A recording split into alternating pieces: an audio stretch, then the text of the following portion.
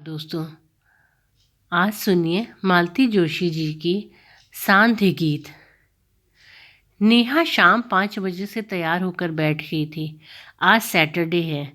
ये 2 दिन ही तो मिलते हैं कहीं घूमने के लिए, शनिवार और इतवार। 5:30 बजे सुनील आ जाएंगे और घर में दाखिल होते हुए सुनील बोले, बस जल्दी से चाय पिला दो और तैयार हो जाओ। नेहा रुआसी हो आई।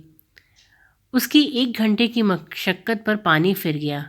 रोनी सूरत बनाकर बोली, क्या मैं तैयार नहीं लग रही हूँ?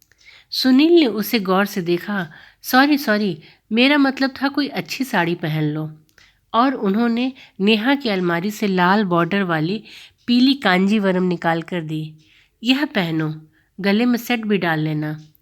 बाप रे, इतनी भारी साड़ी! जाना कहाँ है, किसी रिलेटिव के यहाँ? हाँ, रिलेटिव भी कह सकती हो। मैं जहाँ पेन गेस्ट था वहाँ जाना है। नेहा नए नवेले पति की बात टाल नहीं सकी और तैयार होने चली गई। साड़ी की किनारी से मैच करता माणिक वाला लॉकेट डाला और कर्णफूल भी। नेहा पूरे रास्ते सोचती रही कि क्या इस तरह सज धज कर जाना अच्छा लगेगा। कहीं वे लोग ये ना सोच लें कि अमेरिका रौब डालने आई है।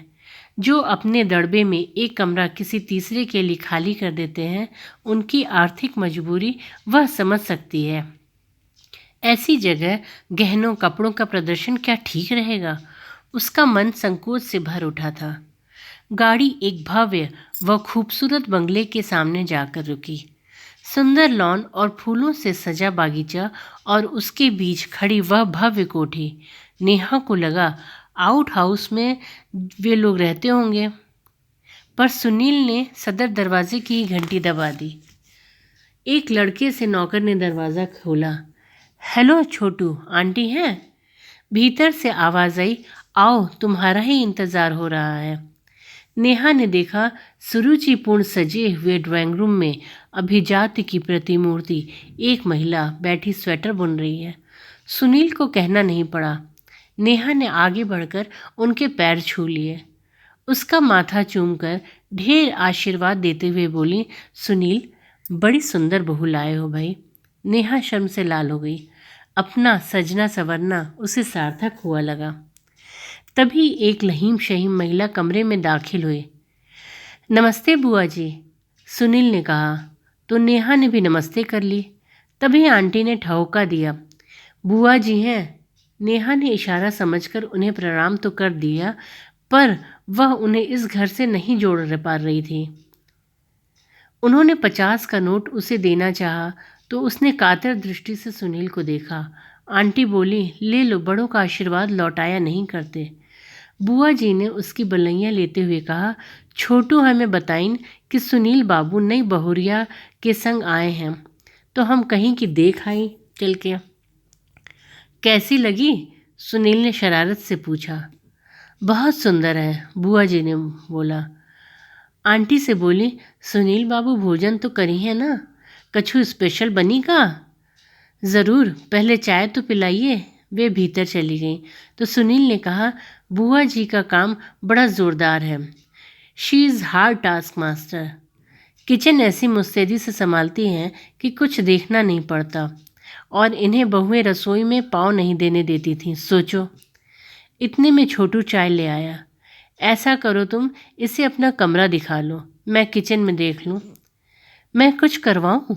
नेहा ने पूछा। नहीं, अगली बार तुम्हारी मदद लूँगी, पर तब कांजीवरम मत पहनना। मैं अक्सर सूट पहनती हूँ, पर आज इन्होंने ज़िद की कि साड़ी पहनो। उसने बिल्कुल ठीक किया। नई बहू ऐसी ही अच्छी लगती है। थैंक यू सुनील, तुमने मेरा इतना मान रखा। नेहा को लगा जैसे उनकी आवाज़ हल्के से कांप गई हो।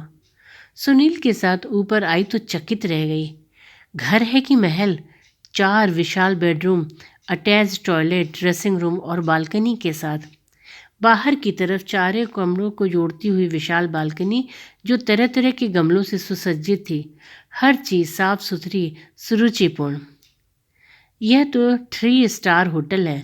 मैं तो पता नहीं क्या सोच बैठी थी। ये इतना शानदार क्यों है पता है? ये आंटी के बच्चों के कमरे हैं। आंटी के बच्चे हैं? 3 हैं, 2 बेटे हैं, दोनों यूएसए में हैं। बेटी कनाडा में है। बेटी इन्हें सपोर्ट नहीं करते क्या? वे चाहें तो बच्चों को खुद सपोर्ट कर दें, अंकल इतना छोड़ गए हैं। फिर ये पेइंग गेस्ट, ये तो अकेलापन दूर करने का तरीका है। वह बोली, मुझे तो अचरज होता है कि आंटी इस उम्र में ये बवाल पाले हुए हैं। नहीं तो आमतौर पर औरतें तो ऊब जाती हैं। मेरी माँ खुद दिन में 3 बार कहती हैं कि इस चूल्हे चौके से मरने के बाद ही मुक्ति मिलेगी मुझे शायद। दोनों स्थितियों में बहुत अंतर है। तुम्हारी माँ पर यह काम लादा हुआ है, जबकि आंटी इसे स्वेच्छा से कर रही हैं। दूसरे आंटी करती नहीं, करवाती हैं। तुम्हारे भैया भाभी को भी सोचना चाहिए कि माँ की उम्र अब कष्ट करने की नहीं, सिर्फ सुपरविज़न करने की है। रसोई में हेल्पर बहुत ज़रूरी है। यही तो, इतने दिन तक तो मैं थी, अब शायद माँ अकेले ही खटती होंगी। माँ की याद आते ही नेहा का गला भर आया था। नीचे आए तो देखा आंटी मोगरे की कलियां चुन रही हैं। सोचा तुम्हारे लिए गजरा बना दूं। शुक्र है गजरे लायक तुम्हारी चोटी तो है, नहीं तो आजकल शादी के दूसरे दिन लड़कियां बाल कटा आती हैं। सुनील ने नेहा को जैसे ड्रेसअप होने को कहा, वह समझ गई थी कि लोग पुराने विचारों के होंगे, इसलिए उसने चोटी डाल ली थी। इस निर्णय पर उसने खुद को शाबाशी दी। वे लोग लॉन में बैठ गए थे। नेहा ने कहा, आंटी आपका घर तो बहुत ही सुंदर है, बागीचा उससे भी बढ़कर है। यह बागीचा मेरी जान है, इसीलिए जब कोठी बेचने की बात होती है मेरा कलेजा मुंह को आता है। इतना सुंदर घर आप बेच देंगी? हाँ, जब तब बात उठती है। बच्चे बाहर चले गए हैं तो घर एक से वीरान हो गया है। साहब के जाने के बाद तो इतने बड़े घर में अकेले रहना एकदम नामुमकिन था। बेटों के पास चली गई तो वहाँ भी मन नहीं लगा। उतनी फास्ट लाइफ हम लोग नहीं जी सकते। पहले दोनों जाते थे तो एक दूसरे का साथ होता था, बाद में तो मैं एकदम अकेली ही पड़ गई। वे लोग मेरे लिए कितना भी समय निकाल लेंगे, और कैसे निकालेंगे। फिर सोचा कि अगर अकेलापन ही भुगतना है तो अपने घर में ही क्यों नहीं। कम से कम यहाँ मेरी जड़ें तो हैं। उन्हीं दिनों बुआ जी मुझसे मिलने आई, बोली, सांस रहते अपना ठिकाना मत बेचना, नहीं तो मेरी तरह चक्करघिन्नी हो जाओगी। ये तो बुआ जी आपकी ननद है? हाँ, साहब की चचेरी बहन है। इनके पति नहीं रहे तो चारों बेटों ने खेत घर बेचकर पैसा आपस में बांट लिया। तय हुआ कि माँ बारी बारी सबके पास रहेंगी। अपनी बारी से एक दिन भी ज़्यादा कोई नहीं रखता था।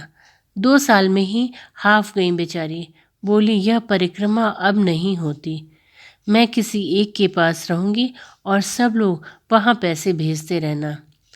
पर हमेशा के लिए रखने को कोई तैयार नहीं है। उनकी कहानी सुनकर लगा, जब देसी बहू बेटों का यह हाल है तो विदेश में बसे बेटों से क्या उम्मीद की जाए। वहाँ तो बूढ़ों को घर में रखने का रिवाज ही नहीं है। इसलिए गेस्ट हाउस शुरू किया। हाँ, यही समझ लो, अकेलापन काटने का कोई साधन तो चाहिए ना। आप सोशल वर्क नहीं करती? सुनील ने आंखें तरेर कर नेहा की ओर देखा। सोशल वर्क मतलब झुग्गियों में जाकर पढ़ाना? ना बाबा, मैं घरेलू औरत हूँ। घर बच्चे यही मेरी ज़िंदगी रही है। न कभी कब क्लब ज्वाइन किया, न सत्संग में रुचि रही। अब इस उम्र में नई आदतें नहीं डाल सकती। आंटी, मैं कह रहा था कि आंटी जो कर रही हैं वह बड़ा पुण्य कार्य है। घर से दूर रहने वालों को माँ का प्यार और घर का माहौल दे रही हैं। ये किसी सोशल वर्क से कम नहीं है। तुम लोग मेरे लिए जो कर रहे हो ना, इसके मुकाबले में यह कुछ भी नहीं है। तुम लोगों ने मेरे जीने का नया अर्थ दिया है। नहीं तो बच्चों की गृहस्थी में फालतू सामान की तरह पड़े पड़े अपनी ऊर्जा बर्बाद करती रहती। मैं तो अपनी बेटी को धन्यवाद देती हूँ कि उसने मुझे एक दिशा दे दी। उसका देवर किसी ट्रेनिंग में 3 महीने के लिए आया था। बिटिया ने लिखा कि अपना घर होते हुए वह बाहर रहे, अच्छा नहीं लगेगा, इसलिए उसे निमंत्रित कर लो। बेमन से मैंने हाँ की। उसने ऊपर का किराया देने को कहा, कमरा दे दिया मैंने। दोपहर का खाना वह फैक्ट्री में खाता था, पर सुबह का नाश्ता और रात का खाना यहीं होता। साहब की मृत्यु के बाद मैंने रसोई में झांकना छोड़ दिया था। अब बेमन से देखना शुरू किया तो आश्चर्य कि मुझे उसमें रस आने लगा। मैं तरह तरह के नाश्ते बनाने में जुट गई। रात का डिनर शाही होने लगा। 1-2 बार मैंने उसके मित्रों को दावत दी। फिर उनमें से एक ने यहाँ रहने की इच्छा जाहिर की और सिलसिला चल पड़ा। मैंने बुआ जी को भी बुला लिया। यह मेरे अकेले का बस का नहीं था। उनके बेटों ने तो खुशी से भेज दिया होगा। बिल्कुल, उन्हें लगा कि चलो बला टली, पर मैंने उन्हें छोड़ा नहीं। सबसे कहा कि माँ के लिए हर महीने पैसे भेजो। मैंने उनका एक अकाउंट भी खुलवा दिया है ताकि वक्त पर काम आए। अब ननद भौजाई मज़े में है। अच्छा आंटी जी, भैया लोग आएंगे तो परेशानी नहीं होगी? नेहा ने पूछा। अरे वे लोग आते ही कितना है, और आएंगे भी तो हमारे पास कितना रहेंगे। चंद दिनों की रौनक के लिए मैं घर को स्थायी सन्नाटा नहीं दे सकती। बातों में वक्त कैसे बीत गया पता ही नहीं चला। आंटी के ड्रीम हाउस के पंछी एक एक कर घर लौटने लगे। तब समय का भान हुआ। सबने सुशील और नेहा का स्वागत किया। उनको पता रहा होगा क्योंकि कोई बुके लाया था तो कोई आइसक्रीम का फैमिली पैक। खाना शाही था। इतनी बड़ी डाइनिंग टेबल ने नेहा ने पहली बार देखी थी। आंटी ने बताया कि उनके घर में हमेशा इतनी पार्टियां होती थीं कि यह मेज़ भी छोटी पड़ जाती थी। टेबल का सुरुचिपूर्ण ढंग से लगवाया गया। सुनील और नेहा की थालियों के सामने सुंदर रंगोली की गई थी। खाना तो बहुत स्वादिष्ट था। बुआ जी की स्पेशल कचौड़ी व खीर भी गजब की बनी थी। शादी के बाद नेहा कितनी जगह जा चुकी थी, पर ऐसा सहज आह्लादपूर्ण वातावरण कहीं नहीं मिला। यह घर ऐसा था कि यहाँ बार बार आने की इच्छा हो रही थी। चलते हुए आंटी ने चंदेरी साड़ी, बिछुए और चूड़ियाँ दी।